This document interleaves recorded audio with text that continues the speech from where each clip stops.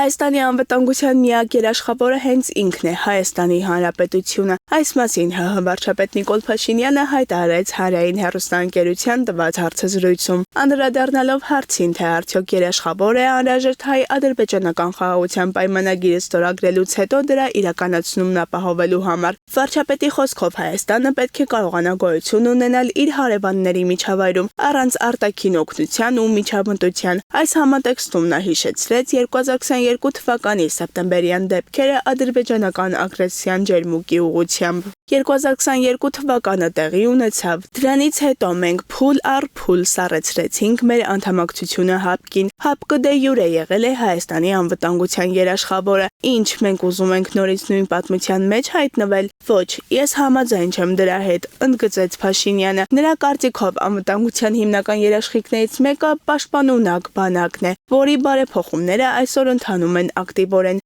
Փաշինյանը նաև ընդգծել է, որ բանակի վերափոխումը չի կարող վտանգել խաղաղությունը, քանի որ ՀՀ զինված ուժերը որևէ խնդիր չունեն լուծելու երկրի միջազգայնորեն ճանաչված սահմաններից դուրս։ Ներառյալ չունի խնդիր լուծելու կապված Հայաստանի ավելի քան 200,000 քառակուսի կիլոմետր օկուպացված տարածքների հետ, որովհետև, ինչպես արդեն ասացի, սահմանազատման դե յուրե գործընթացը ստեղծել է բոլոր հնարավորությունները, որ այդ խնդիրը լուծվի սահմանազատման գործընթացում, ասաց վարչապետը։ Վարչապետը նաև հավելել է, որ տարածաշրջանում էսկալացիայի եւ էսկալացիայի հնարավորության մասին բոլոր խոսակցությունները, գնահատականները, պնդումները արհեստական են եւ մտածածին։ Հիշեցնենք, որ 2024 թվականի փետրվարին Նիկոլ Փաշինյանը հայտարարեց, որ Հայաստանը սառեցրել է իր մասնակցությունը ՀԱՊԿ-ին։ Նա նաև ընդգծել է, որ Հայաստանի վերադարձը կառույց ավելի ու ավելի է դժվարանում, եթե չասենք դա դարձել է անհնար։ Վարչապետի ձևակերպմամբ անվերադառնալիության կետը արդեն անցել է։